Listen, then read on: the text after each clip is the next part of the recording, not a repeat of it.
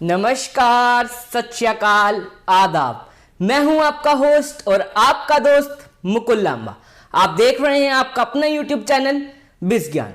दोस्तों, 1 फरवरी 2021 को केंद्रीय बजट पेश किया जा रहा है श्रीमती निर्मला सीतारमण जी द्वारा, जो कि हमारे देश की वित्त मंत्री हैं। तो 2020 साल था जो वो कोविड महामारी से ग्रस्त था। 2020 हमारे देश और विश्व के लिए बहुत ही कठिन साल रहा। तो फाइनेंस मिनिस्टर का रोल बहुत बढ़ जाता है, क्योंकि इस दौर में हमारा इकोनॉमी बहुत सफ़र करी। तो जिस तरह से एक शिष्य अपने अध्यापक से बहुत ज़्यादा एक्सपेक्टेशंस रखता है, उसी तरह से देशवासियों को भी बजट से बहुत ज़्यादा एक्सपेक्टेशंस हैं। तो एक कॉमन मैन के लिए ये बजट क्या लेकर आएगा, जानेंगे सीए मनोज लांबा जी से। तो sir, welcome to our channel. नमस्कार।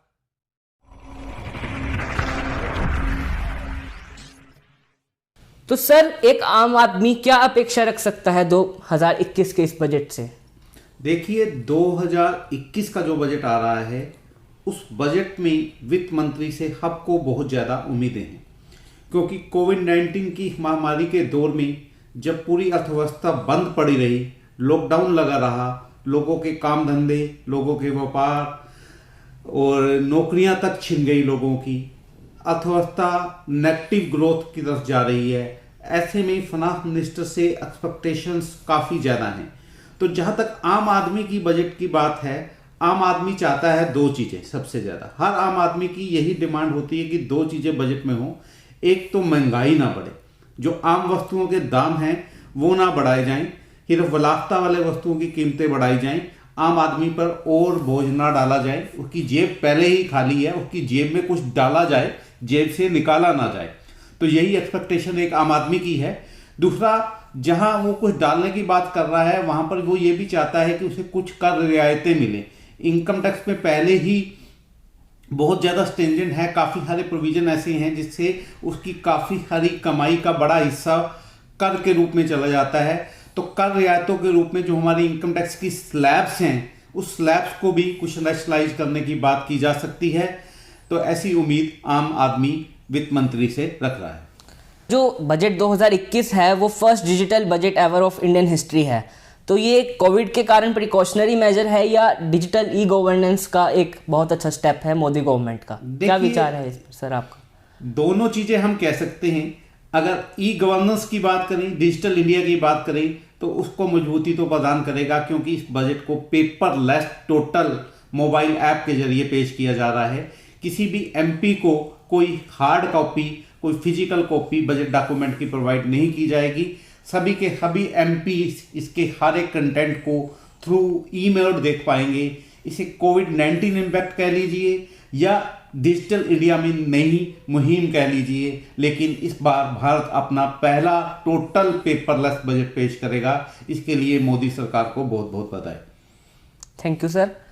सर, 2020 में हमारा नेगेटिव ग्रोथ रहा और उसके बाद अब रिलीफ के दौर पर वी शेप्ड रिकवरी की ओर है इकोनॉमी।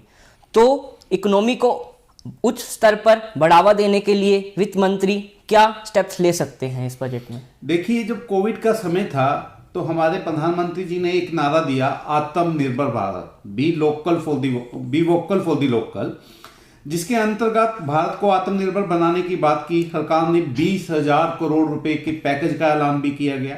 एमएसएमई को मजबूत करने के लिए काफ़ी सारे स्टेप उठाए गए। इकोनॉमी उन्हीं प्रयासों की वजह से वी शेप रिकवरी की ओर जा रही है, और ये वी शेप रिकवरी और तेजी से जारी रह सकती है अगर सरकार इसमें कुछ और स्टेप्स ले। विशेषकर हमें अपने उद्योगों को मजबूत बनाना होगा। जो हमारे लघु और मध्यम उद्योग हैं, उन्हें मजबूती प्रदान करनी होगी, चाहे उन्हें सस्ते कर्ज दे के हो, चाहे उनके लिए कुछ टैक्स इंसेंटिव ला के हो, चाहे उनको मोटिवेट करने के लिए नए नए राहत पैकेज ला के हो, सब्सिडीज ला के हो। जो भी रास्ते सरकार तैयार करना चाहती है, अगर आत्मनिर्भर भारत के हमारे माननीय प्रधानमंत्री मोदी जी के सपने को साकार करना है, तो सरकार को एमएसएमई सेक्टर के ओर ऊपर विशेष ध्यान देना पड़ेगा। क्या पिटारे में निकलता है, ये तो 1 फरवरी ही बताएगी। सर, 20 लाख करोड़ का इतना बड़ा राहत पैकेज लाने के बाद क्या इस बजट में भी एमएसएमई पे ही फोकस रहेगा सरकार का? मेरे को लगता है कि रहना चाहिए। क्योंकि जो आत्मनिर्भर बनने का सपना सरकार ने देखा है वो इतनी आसानी से पूरा होने वाला नहीं है, जब तक कि हम अपने लघु और मध्यम उद्योगों को, खासकर घरेलू उद्योगों को, छोटे छोटे कुटीर उद्योगों को मजबूत करने के लिए सरकार कदम नहीं उठाएगी। उन्हें वित्तीय सहायता भी चाहिए, कर रियायतें भी चाहिए और तरह का माहौल भी चाहिए। उनके लिए माहौल इस तरह का बनाना पड़ेगा कि लोग विदेशी कंपनियों के प्रति अपनी जो चाहत है वो छोड़ के देशी हो। विदेशी से देशी बनाने का जो सफर स्टार्ट किया है मोदी जी ने, उसको मजबूत करने के लिए सरकार को कदम उठाने पड़ेंगे, नहीं तो ये सपना कभी साकार नहीं हो पाएगा। इस सपने को साकार करने के लिए मेरा आग्रह सरकार से किस तरह के कदम उठाए जिससे हमें एमएसएमई को मजबूत करने में सहायता मिले। सर, आत्मनिर्भर भारत को बढ़ावा देने के लिए कॉटेज और हैंडीक्राफ्ट इंडस्ट्रीज को बढ़ावा देना जरूरी है, जिसमें महिलाओं का रोल बहुत ज़्यादा अधिक है।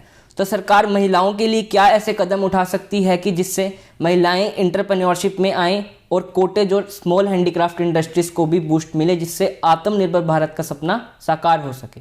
देखिए, महिला सशक्तिकरण की बात भारत करता है। जब महिला सशक्तिकरण की बात होती है तो महिलाओं को मजबूत करना पड़ेगा। महिलाएं तभी सशक्त हो पाएंगी जब उन्हें वित्तीय रूप से आज़ादी मिलेगी। वित्तीय रूप से आज़ादी जब कब मिलेगी? जब वो अपने वित्त को खुद मैनेज करेंगे। उस वित्त को मैनेज करने के लिए उन्हें व्यापार धंधों की तरफ लाना जरूरी है। जो हिंदुस्तान की महिला की छवि थी वो एक घरेलू गृहिणी के रूप में थी, उसे हमने एक व्यापारिक महिला बनाना है, एक व्यापारी बनाना है, एक एंटरप्रेन्योरशिप बनाना है, एक इंडस्ट्रियलिस्ट बनाना है। ये तभी संभव है कि जो छोटे छोटे उनकी कोर एफिशिएंसीज हैं, जैसे मैं एक छोटा सा एग्जांपल हमेशा दिया करता हूँ लिज्जत पापड़ का। महिलाओं द्वारा चलाया जाने वाला समूह आज विश्व पटल पे अपना नाम स्थापित कर चुका है। इसी तरह छोटे छोटे उद्योग हैं, चाहे वो दूध से जुड़ा हो, चाहे इस तरह से पापड़ अचार बनाने का व्यापार हो, या कॉटेज इंडस्ट्री हो, कोई स्वेटर बनाने का काम हो, कोई दलिया बनाने का काम हो, कोई चादर बनाने का काम हो, कोई अचार बनाने का काम हो, कोई जैम बनाने का काम हो, कोई रसोई से जुड़े कारोबार हों, कोई सिलाई से जुड़े कारोबार हों।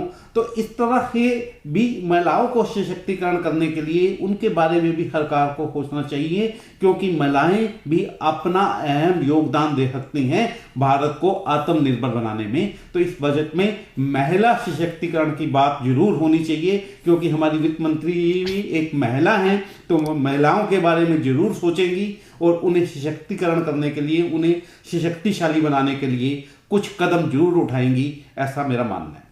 बिल्कुल सही कहा सर आपने।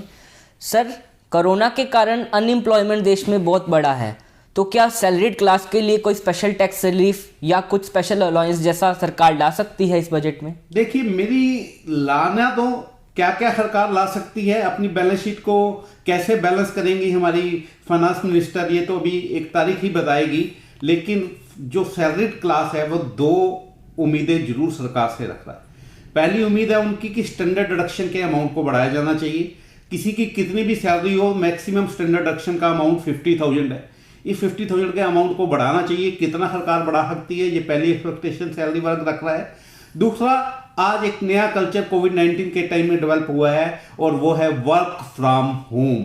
वर्क फ्रॉम होम ने उनकी खर्चे की लागत बढ़ा दी है। वर्क फ्रॉम होम के लिए उन्हें लैपटॉप खरीदना पड़ा है, अपने घर में इंटरनेट का बिल भरना पड़ा है, चाय पानी का खर्चा खुद उठाना पड़ रहा है। तो इस तरह प्रिंटिंग स्टेशनरी का खर्चा उनको खुद उठाना पड़ रहा है, फोन कॉल्स का खर्चा उनका बचा है। तो एम्प्लॉइज की कॉस्ट भी वर्क फ्रॉम होम के कारण बढ़ गई है। कॉर्पोरेट की कॉस्ट घट रही है और एम्प्लॉइज की कॉस्ट काम करने की बड़ी है, ऐसा मेरा मानना है। इस वजह से सरकार को उन्हें वर्क फ्रॉम होम के नाम पर भी कोई अलाउंस सरकार ला सकती है और उन्हें इस तरह का अलाउंस दिया जा सकता है। तीसरी, हमेशा चाहती हैं सैलरीड वर्क कि अपनी सैलरी में से उनका जो पीएफ कटता है, ईएसआई कटती है या और फंड कटते हैं, जिसे हम एटीसी की रिबेट के लिए कह देते हैं, तो एटीसी का दायरा भी सरकार को बढ़ाना चाहिए। एटीसी का दायरा जैसे 1.5 लाख रुपए की अभी तक लिमिट है, इसको बढ़ाकर कुछ आगे बढ़ाना चाहिए। पेंशन सेक्टर में कुछ रियायतें दी जा सकती हैं। एनपीएस की राशि अब तक 50,000 रुपये एक्स्ट्रा मिलती है, उसे भी सरकार बढ़ाने के बारे में सोच सकती है या सोचना चाहिए। तो देखते हैं अब वित्त मंत्री क्या सोच रहे हैं, किस राह पे देश को ले जाना चाह रहे हैं, ये बजट ही बताएगा। सर, छोटे व्यापारियों का बहुत लॉस हुआ इस कोविड पेंडेमिक के कारण, तो छोटे व्यापारियों को कैसे सरकार बूस्ट देना चाहेगी इस बजट के जरिए? जैसे मैंने पहले कहा कि आत्मनिर्भर भारत की बात हो रही है, मैंने वहां पर भी बताया कि लघु और कुटीर उद्योग जो हमारे हैं, मध्यम उद्योग हमारे जो हैं, उनके सशक्तिकरण के बारे में सरकार को सोचना होगा। पहला, उनके लिए कोई वित्तीय राहतें दी जा सकती हैं, उनके टैक्सेशन को कम किया जा सकता है, जो मीडियम उद्योग में पैसा लगाएंगे, नए उद्यम लाएंगे, उनको कुछ हमें की टैक्स हॉलीडे दिया जा सकता है, किसी विशेष सेक्टर के लिए टैक्स हॉलीडे दिया जा सकता है।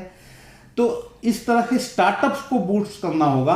अगर भारत को आत्मनिर्भर बनाना है तो जो स्टार्टअप इंडिया का नारा था, स्टार्टअप इंडिया का नारा था, मेकअप इंडिया का नारा था, उन नारों को भी साथ लेके चलना होगा, क्योंकि मेक इन इंडिया का नारा और स्टार्टअप इंडिया का नारा ही हमें आत्मनिर्भर की ओर ले जाता है। और आत्मनिर्भर तभी बन सकते हैं जब छोटे व्यापारियों का सरकार ख्याल रखेगी। उन्हें कुछ विशेष कर रियायतें कोविड-19 के टाइम में प्रोवाइड की जानी चाहिए, क्योंकि कोविड के कारण सबसे ज़्यादा छोटे उद्योग ही प्रभावित हुए।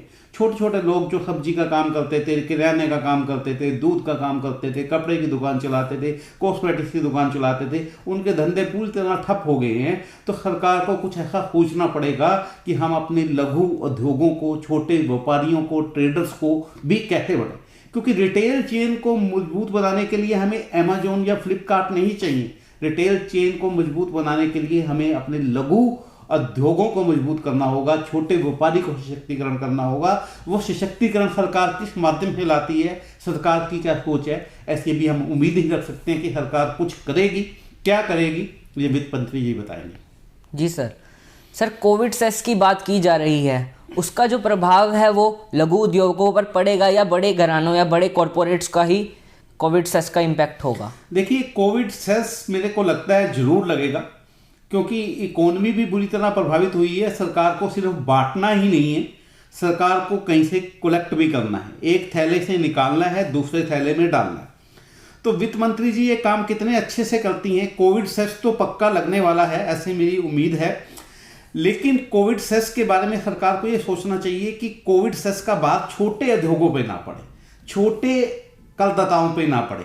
बिग कॉर्पोरेट्स पे कोई टैक्स लगाया जा सकता है, जैसे गवर्नमेंट कह दे कि जो लोग 1 करोड़ रुपए से ज़्यादा टैक्स दे रहे हैं उन्हें ये टैक्स देना, जैसे सुपर रिच नाम का एक टैक्स लाया गया था।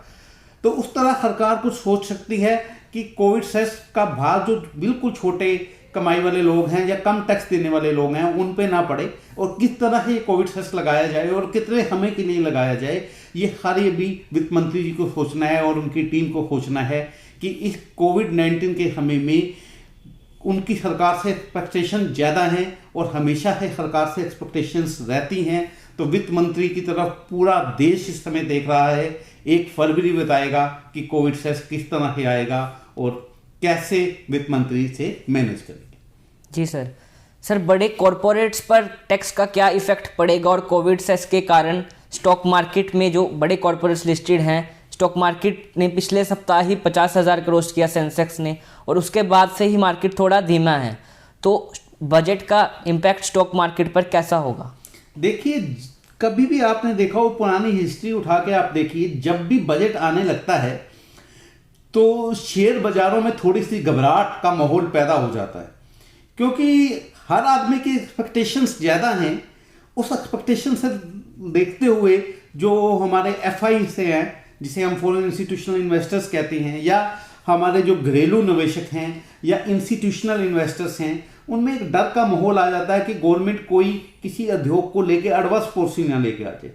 जैसे अभी हम बात करें तो जैसे रिटेल सेक्टर को लेके बड़े ऐलान हो सकते हैं, किसानों को लेके पहले ही आंदोलन चल रहा है तो किसानों को लेके कुछ ऐलान हो सकता है। लोग पहले कह रहे हैं कि सब कुछ अंबानी और अडानी को बेचा जा रहा है। कितना अंबानी और अडानी को बेचा जा रहा है ये सरकार जानती है या अंबानी और अडानी जानते हैं, लेकिन बहरहाल ये जरूर है कि इस समय किसानों की जो लड़ाई चल रही है उसमें रिटेल सेक्टर को लेकर बड़े ऐलान हो सकते हैं। उनके लिए बड़ी सारी खबरें आ सकती हैं, उन पर कुछ तरह के टैक्स इम्पोज किए जा सकते हैं, कई तरह के ऐलान हो सकते हैं। वित्त मंत्री ही बताएंगे कि क्या होगा, लेकिन कॉर्पोरेट सेक्टर के लिए भी कुछ ना कुछ होगा। लेकिन इस बार मेरे को लग रहा है कि कॉर्पोरेट सेक्टर के ऊपर टैक्स का कुछ अतिरिक्त बर्डन डाला जा सकता है, क्योंकि जब जब देश की अर्थव्यवस्था डगमगाती है, गवर्नमेंट एक्सपेक्ट करती है कि कॉर्पोरेट सेक्टर से कुछ ना कुछ रिकवर किया जाए, कुछ ना कुछ गेट किया जाए, तो कुछ नए टैक्सेस का भी ऐलान हो सकता है क्योंकि वित्त मंत्री की जेब खाली है, लेकिन फिर भी उसे लोगों की जेब भरनी है। कैसे भरेंगी ये वो ही बताएंगे। जी सर प्राइमरी सेक्टर इंडस्ट्रीज जैसे एग्रीकल्चर हो गया, फिशरीज हो गया, उसको किस तरह का बूस्ट मिल सकता है इस बजट के द्वारा? देखिए, अभी मैंने कहा एग्रीकल्चर इंडिया की बैकबोन है। Indian economy agriculture based economy है और एग्रीकल्चर के ऊपर ही बहुत सारी इंडस्ट्रीज हिंदुस्तान की चलती है और देश का किसान इस समय सरकार से नाराज चल रहा है। अभी आपने 26 जनवरी को कल ही देखा कि कितने रॉयट्स हुए दिल्ली में। किसान घर वापसी के लिए राजी नहीं है, सरकार बिल वापसी के लिए राजी नहीं है।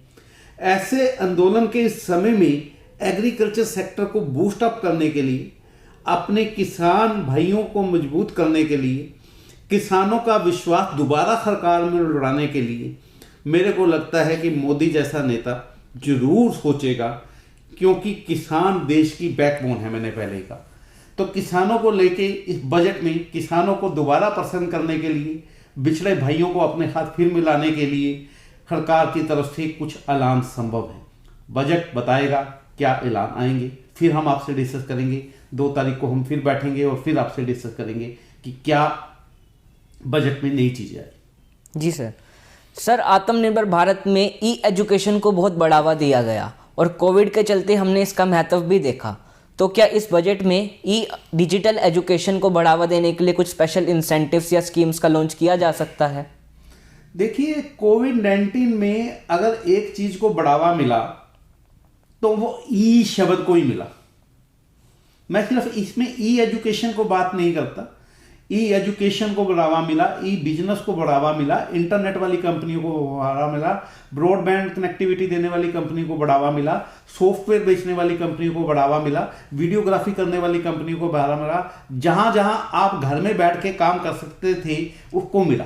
गवर्नमेंट ने भी बड़े सारे स्टेप लिए, चाहे वो ई एजुकेशन का था, चाहे ई गवर्नेंस का था, चाहे ई स्कीम्स का था, चाहे ई सब्सिडीज का था, या ई और एक्शन हो रहे, ई हो रहा है, ई कोर्ट्स आ रहे हैं, ई असेसमेंट्स आ रही हैं, फेसलेस असेसमेंट हो रही हैं, हर जगह ई बढ़ रहा है।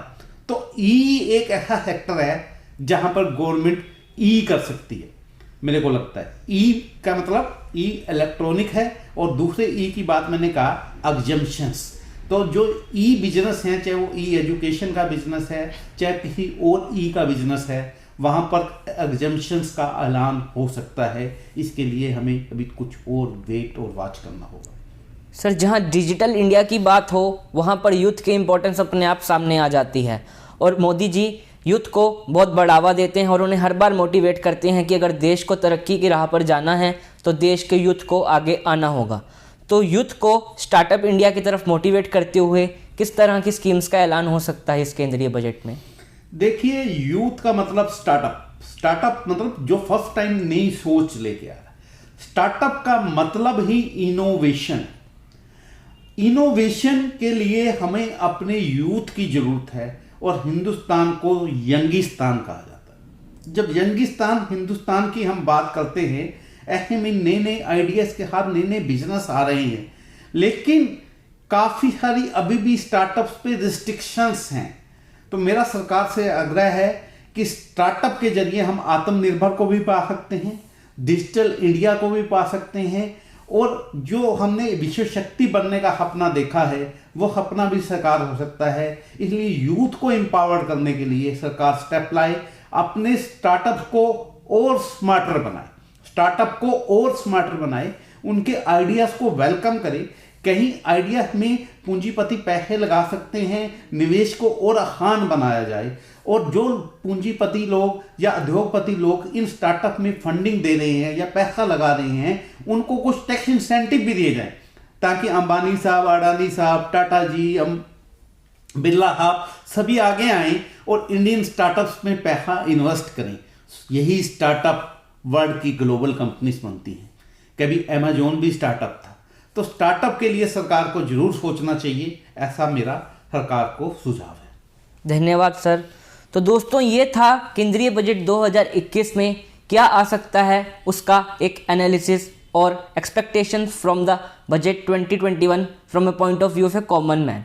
तो दोस्तों उम्मीद करता हूँ आपको ये एनालिसिस पसंद आया होगा। हमारा ओपिनियन कैसा लगा आपको कमेंट बॉक्स में ज़रूर बताइएगा, और आपकी कैसी अपेक्षाएं हैं केंद्रीय बजट 2021 से आप कमेंट बॉक्स में हमें ज़रूर बताइएगा। मनोज लांबा जी का मैं धन्यवाद करूंगा हमारे चैनल पर आने के लिए। धन्यवाद सर। नमस्कार, आपका बहुत बहुत धन्यवाद कि आप हमारे इस प्रोग्राम में बने। तो दोस्तों इसी तरह की वीडियोस के लिए चैनल को लाइक कीजिएगा, विज्ञान ऐप को डाउनलोड कीजिएगा और फेसबुक और इंस्टाग्राम पर भी सपोर्ट कीजिएगा। Thanks for watching guys. जय हिंद, वंदे मातरम।